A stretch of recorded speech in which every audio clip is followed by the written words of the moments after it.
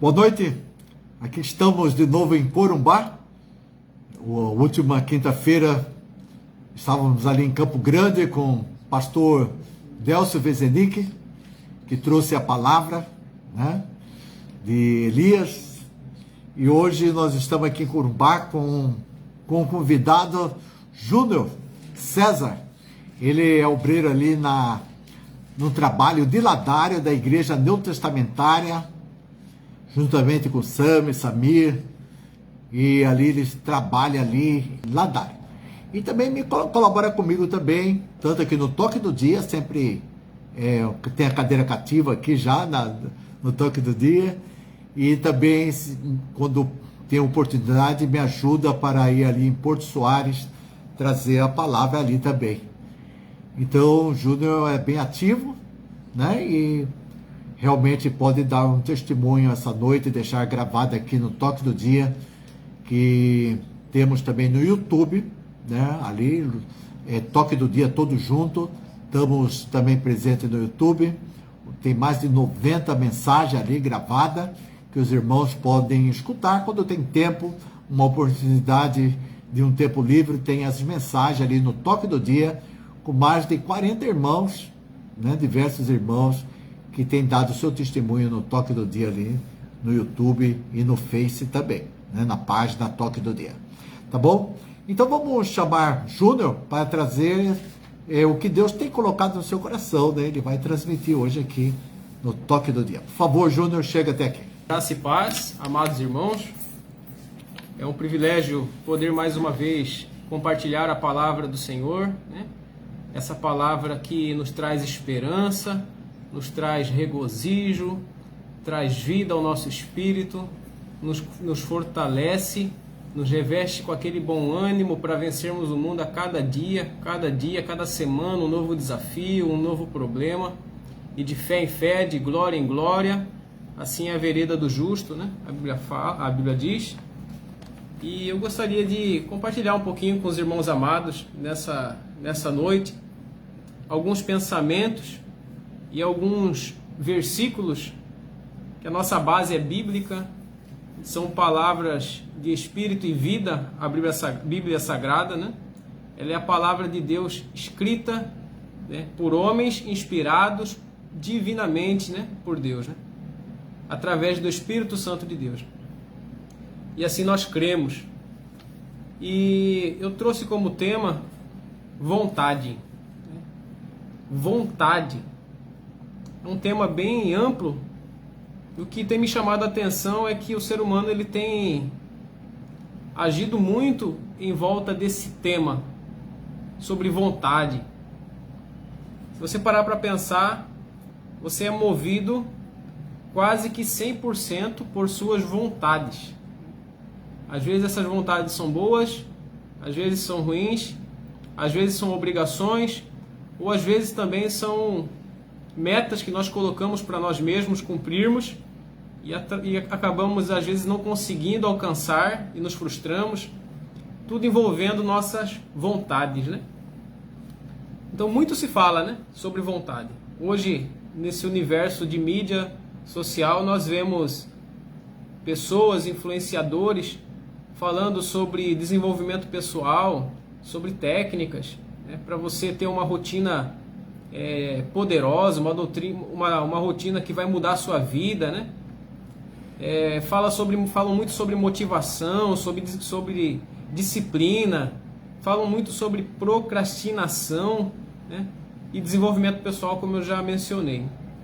Então é interessante que parece estar cada dia mais difícil o ser humano adotar uma rotina saudável ou uma rotina, como é chamada hoje, de sucesso, porque ele não consegue manter o controle das suas vontades naquilo que seja realmente importante para as nossas vidas e deixando tomar o nosso tempo com outras coisas que no final do dia nos deixam frustrados e nós pensamos, de novo eu perdi tempo com isso, né? De novo eu não consegui bater a minha meta do dia, a minha meta de leitura, a minha meta de atividade física, a minha meta de oração, a minha meta de reunir com a família, de conversar, a minha meta de deixar de lado um pouquinho as minhas mídias sociais e passar um tempo com Deus, ou passar um tempo com meus entes queridos, e por aí vai. Você pode imaginar inúmeros exemplos, né? E é interessante que a Bíblia fala muito sobre vontade. Ela fala muito sobre a vontade de Deus. Ela fala muito também sobre boa vontade. Versículos que tem a palavra vontade são inúmeros na Bíblia Sagrada. Então nós temos a vontade de Deus, nós temos as nossas vontades, que é a vontade humana, as vontades carnais também, e também temos a vontade do nosso adversário, que é chamado na Bíblia de Satanás, diabo, a serpente, né? Que ele também tem a sua vontade. E a Bíblia ela cita esses exemplos. Mas nessa noite eu gostaria de enfatizar mais especificamente na vontade que nós deveríamos ter de buscar ao Senhor. Na vontade que nós deveríamos, essa vontade que nós deveríamos nos empenhar para buscar ao Senhor enquanto temos essa oportunidade. É verdade que há muitas coisas que requerem disciplina. Você já tentou pegar ali, você que não é acostumado a tentar ler um livro do nada, você viu como que é difícil, começa a ler um dia, outro dia você já deixa de lado, ou você lê menos, ou você já esquece. Já tentou começar a estudar do nada, também é difícil, dá sono, dá desânimo, vem 1001 ideias que você poderia fazer em vez de estudar, vem coisas mais interessantes, mais atrativas em nossas mentes. Então isso aí vai depender disso depende a nossa concentração, a nossa disciplina e a Bíblia chama também de domínio próprio. É eu impor a minha vontade ou a vontade de Deus para a minha vida acima dos meus desejos naturais, né? Os desejos que a minha própria carne almeja. Se você há de concordar que a nossa carne sempre busca gastar menos energia. Tanto é que as pessoas, na sua grande maioria, não gostam muito de atividades físicas, né? As pessoas que fazem atividades físicas são as pessoas que começaram ali na sua juventude e a maioria delas é que continuaram nutrindo essa prática, né? Mas agora uma pessoa adotar uma atividade física depois de adulto e manter essa atividade física, você deve conhecer quantas pessoas que começam e param, porque exige disciplina, exige domínio próprio, exige sermos autônomos, donos da nossa própria vida e fazermos aquilo que é necessário, não apenas aquilo que é agradável. Porque se formos fazer só a vontade da nossa mente, é só descansar, é só deitar, é só distrair, é só entreter. E aí como é que fica o nosso crescimento, seja profissional, seja familiar, seja emocional, psicológico, ou, como vamos falar aqui nessa noite, nosso crescimento espiritual? O nosso crescimento em conhecer cada dia mais o autor e consumador da nossa fé. Se nós não tivermos boas práticas, não há como nós crescermos na fé. Não há como nós combatermos o bom combate e no final da carreira dizer: combati o bom combate, acabei a carreira, guardei a fé. Que carreira? Que combate? Se eu mal tenho práticas espirituais, se eu mal tenho práticas que são deveres do cristão. E já pode vir na sua mente práticas como orai sem cessar, orai e vigiai, né? Sejam conhecidas as vossas petições diante de Deus com orações e súplicas, né? A Bíblia fala também sobre jejum, fala também examinai as Escrituras. São práticas espirituais e deveres dos cristãos, além de evangelizar. Proclamar o evangelho das boas novas, que é a salvação para todo aquele que crê. E eu gostaria de ler alguns versículos, você possa me acompanhar. Gostaria de ler alguns versículos. O primeiro está no livro de Deuteronômio, capítulo 30, versículo 19. Deuteronômio, capítulo 30, versículo 19. Esse versículo diz assim: os céus e a terra tomo hoje por testemunhas contra vós, que te tenho proposto a vida e a morte, a bênção e a maldição. Escolhe, pois, a vida, para que vivas, tu e a tua semente, né? Será que é novidade para alguém que a atividade física faz bem à saúde? Será que é novidade para alguém que muito sal, muita gordura, uma alimentação ruim faz mal à nossa saúde? O refrigerante, o álcool, o cigarro? Será que há alguma discussão sobre isso? Mas o interessante é que quase todo mundo sabe disso, mas poucas pessoas se preocupam em praticar boas maneiras, uma alimentação saudável, uma vida de atividades físicas. Isso me chama atenção. O médico ele vem e fala para você, pare de fazer isso, comece a praticar atividade física, melhore a sua alimentação, e você sai dali sabendo e já sabia daquilo e mesmo assim não consegue mudar de vida.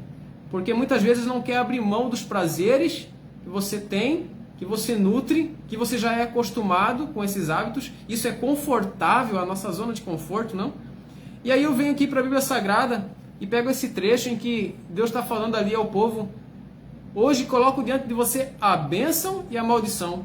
Então você lembra do médico, ele fala, tem a saúde e tem a doença, tem as boas práticas e tem as más práticas. Então nossa vida é feita de escolhas que envolvem vontades e muitas vezes teremos que abrir mão das nossas vontades, abrir mão do bom para alcançar o melhor.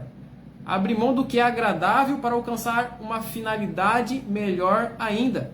E aí Deus ele fala aqui: tenho proposto diante de vocês a vida e a morte, a bênção e a maldição. Escolhe, pois, a vida, para que vivas tu e a tua semente. Entra aqui a atitude humana, a escolha. Eu tenho que escolher andar com Cristo e praticar obras que são fruto de arrependimento, que são fruto de redenção, que são fruto de misericórdia e de piedade, né? Obras piedosas.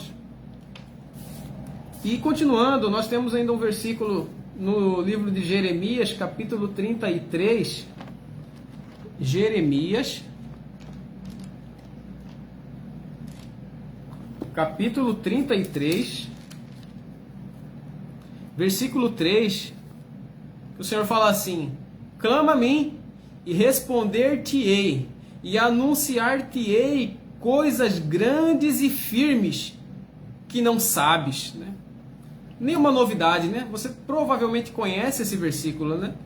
Clama a mim e responder-te-ei, e anunciar-te-ei coisas grandes e firmes que não sabes.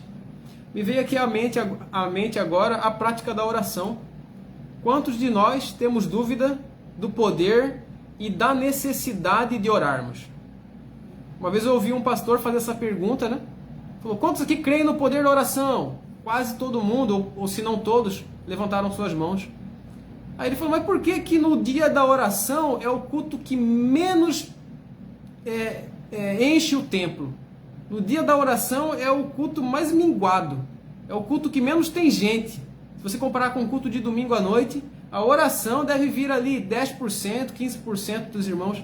Se todos creem no poder da oração, se todos creem que ela é indispensável, por que que mesmo assim nós tendemos a não nos reunirmos para orar, né? Fica essa indagação. E aqui o Senhor falando, né? Invoca a mim, clama a mim. Como que você clama? Por oração. E responder-te-ei, anunciar-te-ei coisas grandes e firmes que não sabes.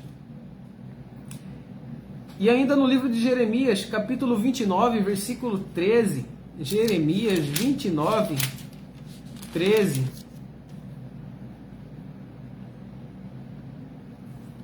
Diz assim: e buscar-me-eis e me achareis, quando me buscardes de todo o vosso coração. Esse é um versículo que sempre me chama a atenção e confesso que ele me incomoda, porque eu fico me perguntando se eu algum dia na vida eu já busquei ao Senhor de todo o meu coração, né? Nós temos um mandamento que diz: buscarás o Senhor teu Deus com toda a tua alma, com todas as tuas forças, com todo o teu coração, com todo o teu entendimento. com tudo que você tem. E aí eu me pergunto, será que eu já busquei o Senhor na minha vida da forma que está escrito, de todo o coração? Será que eu já dispus o meu coração ao Senhor sem medidas, sem reservas, sem guardar nenhum pedacinho dele para mim mesmo ou para outra coisa que não seja da vontade dele? Uma vez eu ouvi a seguinte ilustração de um jovem que perguntou para um missionário, ele falou assim: como é que eu busco a Deus? Como é que eu faço? Como é que eu busco a Deus? Como? E aí diz a ilustração, não sei se foi verdade essa história, diz que esse missionário mergulha a cabeça desse jovem num balde de água e deixa ali por alguns segundos. E aí quando aquele jovem levanta, ele puxa o ar com toda a força dos seus pulmões. E aí o missionário fala para ele assim: é assim que você tem que buscar a Deus. Da mesma forma que você almejou encher os pulmões com esse ar, que sem ele você morreria, é assim que nós devemos buscar a Deus. Com toda a sua força, com todo o seu entendimento, com todo o seu coração, com toda a sua mente, o seu intelecto. E aí fica essa pergunta: será que nós já buscamos a Deus? Porque a nossa vontade, que a mensagem hoje é vontade, é não fazer isso. É fazer o contrário. É ficar num evangelho light, diet. Como o irmão Marcos estava me falando aqui agora há pouco, né, conversando com o nosso irmão Marcos, ele disse assim: às vezes nos acostumamos a pregar, mas será que temos pregado presencialmente, corpo a corpo, olho no olho? Será que nos acostumamos talvez de uma forma e ficamos ali numa zona de conforto? E é verdade. Quando nós tomamos a ceia do Senhor, fala assim: fazer isto todas as vezes, beberes em memória de mim, né? E anunciai até que venha, né? Até que ele venha. Anunciai esse evangelho, anunciai a palavra do Senhor até que ele venha. Ou se ele não vier antes, até que eu morra, até o fim da minha vida. Isso é interessante, nos leva a refletir. Às vezes queremos ver mais de Deus, às vezes queremos ver coisas que poucos homens viram, sentir coisas que poucos homens sentiram, mas não queremos fazer as coisas que poucos homens fizeram. Isso é interessante, né? Eu creio particularmente que quem busca mais, recebe mais. Quem se achega mais, Deus se achega mais até ele. Como nós acabamos de ler aqui, no 29:13, né? E buscar-me-eis e me achareis quando me buscardes de todo o vosso coração, sem reservas, né? Ainda no livro de Tiago, capítulo 4, versículo 8, Tiago 4,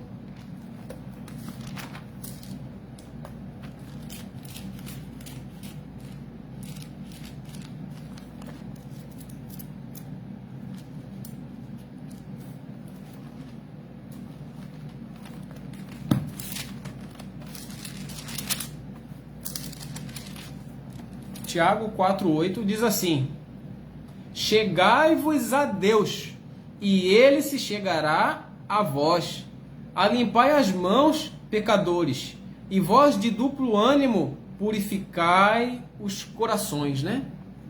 Duplo ânimo é chamado também de coração dobre ou dobre, que é aquele coração inconstante, um dia quer, outro dia não quer, um dia está animado, outro dia já não está tão animado, um dia eu só quero Deus, outro dia eu só quero a mim mesmo.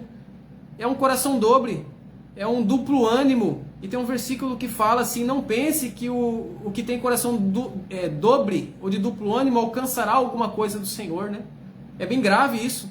Eu sei que nós somos humanos e o nosso humor varia, o nosso estado de espírito varia, mas a vontade, nós temos que ter essa convicção de que temos que estar o tempo todo com o Senhor.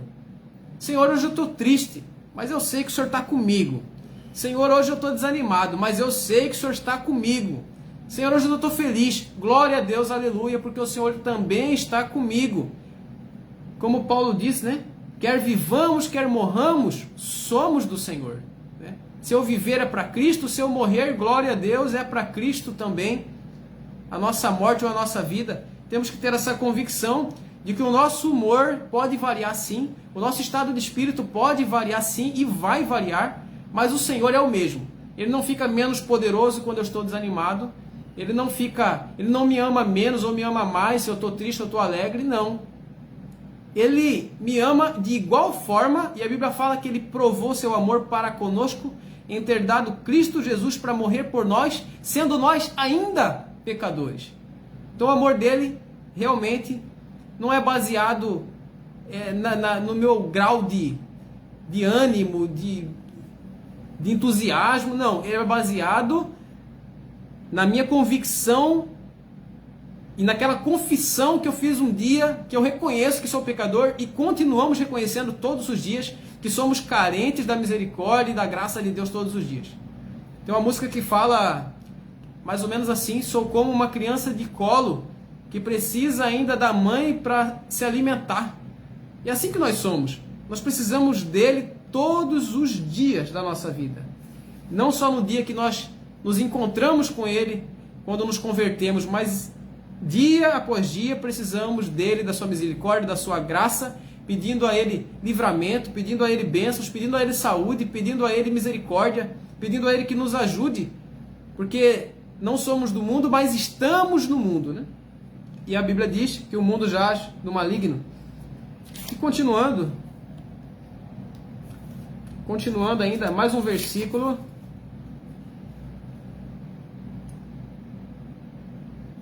João 14, 21 e 23.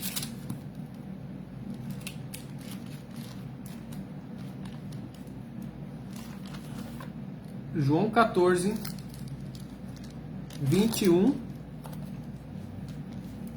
e 23. Diz assim: o Senhor Jesus Cristo disse: aquele que tem os meus mandamentos e os guarda, esse é o que me ama.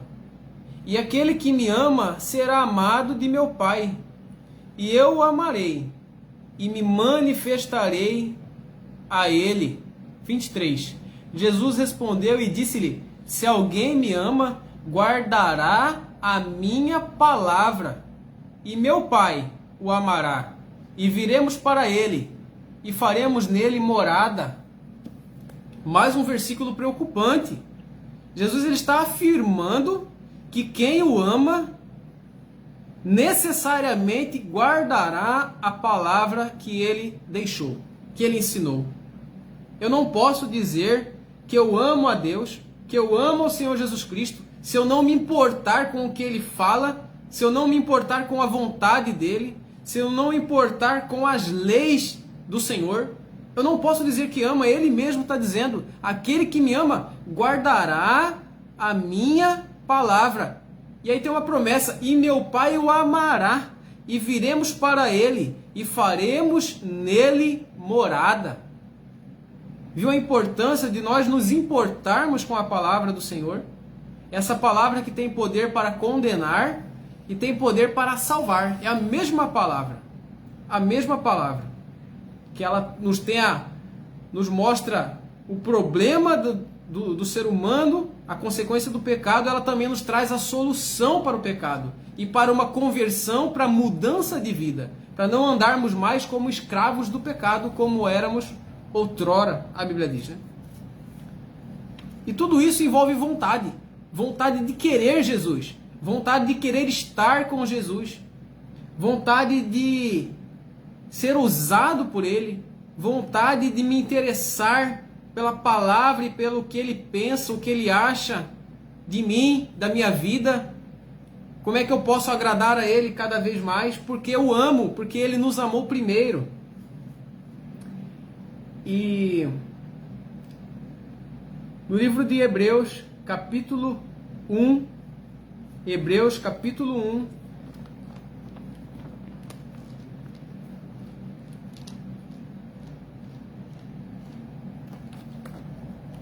Hebreus capítulo 1,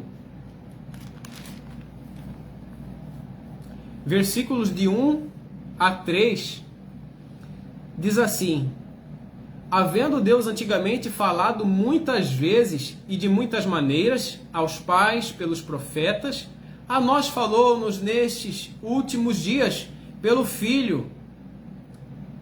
Aí versículo 2: a quem constituiu herdeiro de tudo, por quem fez também o mundo, o qual, sendo o resplendor da sua glória e a expressa imagem da sua pessoa, e sustentando todas as coisas pela palavra do seu poder, havendo feito por si mesmo a purificação dos nossos pecados, assentou-se à destra da majestade nas alturas.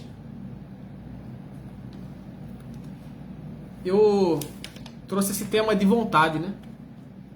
Eu acho impossível você não refletir hoje sobre as suas vontades a partir de agora, as suas vontades a partir de amanhã, porque o apóstolo Paulo ele fala assim: tudo me é lícito, mas nem tudo me convém. Tudo me é lícito, né?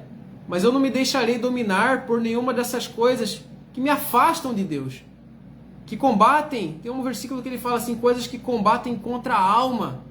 Há coisas que são da nossa vontade, que fazem mal para nós mesmos, nos entristecem, nos trazem angústia, nos levam ao pecado, nos separam de Deus, atrapalham a nossa comunhão, atrapalham a nossa alegria.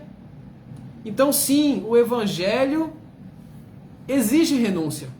Eu sei que muitas vezes tem se pregado por aí o Evangelho da Graça, que é bíblico, o Evangelho da Graça, o Cordeiro de Deus tira o pecado do mundo, você não precisa de obras, você é salvo independente de obras, mas não é verdade que o Evangelho não exige renúncia de cada um de nós. Não é verdade. Não é verdade.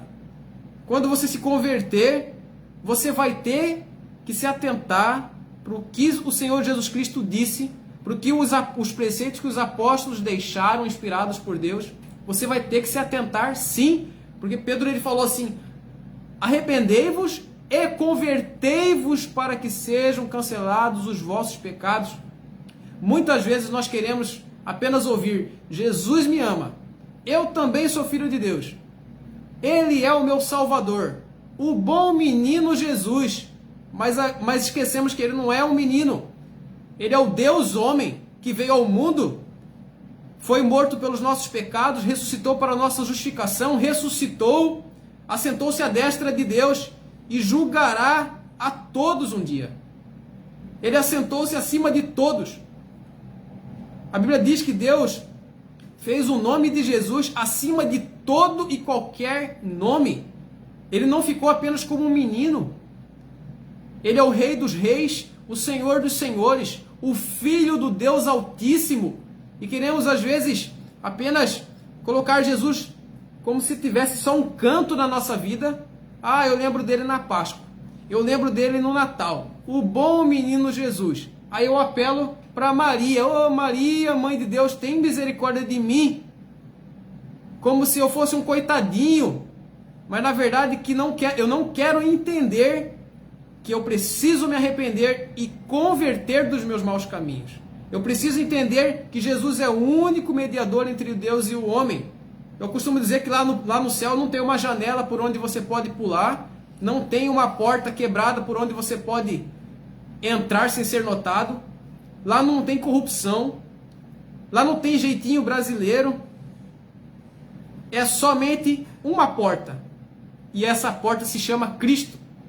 O único mediador entre Deus e os homens. Jesus Cristo, homem. O Rei dos Reis. O Senhor dos Senhores. E os versículos terminaram, os versículos que eu queria citar nessa noite.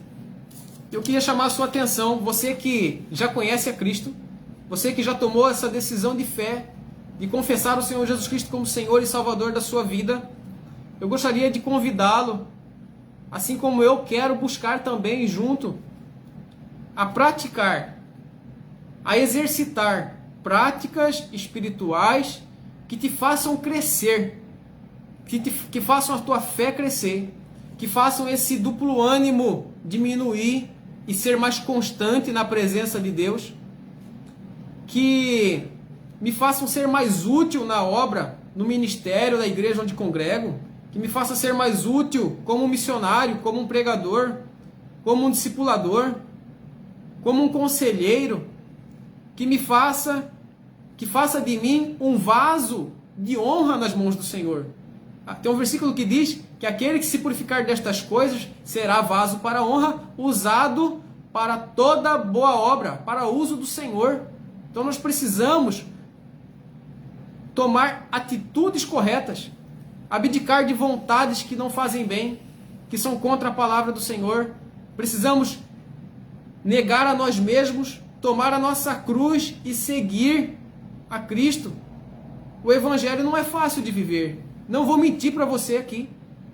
Nós somos tentados, somos perseguidos, somos provados, mas a misericórdia e a graça de Deus é sobre nós.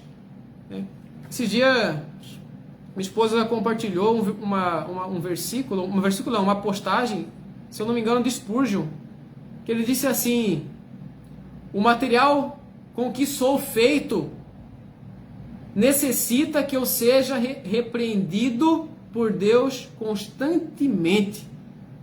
Eu sou feito de um material que é falho, que foi corrompido, um material corruptível. Eu posso me corromper nos olhos, no pensamento, nas atitudes, nas palavras, nos mal-intentos do meu coração. Eu preciso constantemente estar diante de Deus, observando a sua palavra, para procurar andar da forma que seja agradável diante dele e para que eu seja um vaso de honra nas suas mãos. Aquela passagem fala, não há só vasos de ouro e de prata numa casa, mas também há os de barro, né? Mas aqueles de barro que se purificarem destas coisas serão vasos para toda boa obra, para a honra, para o uso do Senhor. Então eu e você, ou melhor, você e eu, somos vasos de barro sim, de material deteriorável sim, mas para que o poder de Deus habite em nós, como Paulo disse, né? Outra coisa que me veio à mente, uma mensagem do nosso irmão Samir, ali na igreja de Ladário. Ele falou assim, uma coisa que eu achei bem interessante sobre o apóstolo Paulo. Ele falou assim, se fosse para ser o pior homem, o apóstolo Paulo era. Porque ele disse, dos pecadores eu sou o principal. E se fosse para ser o melhor, ele também era, porque ele disse num versículo, em nada fui inferior aos demais apóstolos, antes trabalhei mais do que todos eles. Você vê que há humildade, mas também há a consciência de quem ele era diante de Deus, das obras que ele tinha praticado diante de Deus. Eu acho interessante esse equilíbrio. Ser humilde não significa eu me achar um coitadinho, eu achar que não sou ninguém, eu achar que eu não sou capaz de nada. Isso aí às vezes é desculpa para manter na mesmice, no comodismo. Humildade não é eu pensar menos de mim mesmo, mas é eu pensar menos em mim mesmo. Essa é uma definição de humildade, né? Então fica essa palavra, que nós possamos praticar essas obras piedosas, essas práticas espirituais que podem nos fazer filhos melhores, que podem nos fazer vasos de barro úteis nas mãos do Senhor para a honra e glória do Senhor. Que Deus te abençoe, que a graça do nosso Senhor Jesus Cristo e a paz dele seja com cada um dos nossos irmãos. Em nome de Jesus, amém. Amém. Aí tivemos a palavra do Júnior, né? Bem firme, né? Falando sobre essa vontade, né? E Jesus veio com a vontade própria até a cruz, né? Pagando o preço. Ele sabia que a sua vontade tinha um preço e ele pagou o preço. E nós, para seguirmos a Cristo, temos que também pagar o preço, né? Para esse crescimento, para esse relacionamento, porque o caminho estreito é um lugar de pagar o preço, né? E como o Júnior deixou bem claro aqui, né? Temos que abrir mão de uma coisa para ter outra, né? E Deus coloca, né, as bênçãos, as maldições diante de nós, né? Ele procura as bênçãos, aceita a vida, né? Então, nós somos esse ser responsável, né? Então, Deus não tira essa responsabilidade nossa. Essa é a grandeza do nosso Deus, que Ele não nos manipula. Ele nos dá esse espaço de escolher, de ver qual é a nossa vontade realmente, se estamos seguindo esse caminho com esta vontade que Deus coloca em nossos corações, tá bom? E nós podemos falar sempre sim, sim, Senhor, quero seguir em frente nesse caminho estreito. Tá bom? Queremos agradecer a Júnior por ter trazido essa palavra, deixar gravada aqui no Toque do Dia, essa mensagem muito boa dessa quinta-feira do Toque do Dia. Assim, queremos agradecer a todos e na próxima semana estaremos aqui com um novo irmão para trazer esta palavra aqui no Toque do Dia. Amém? Deus abençoe a todos.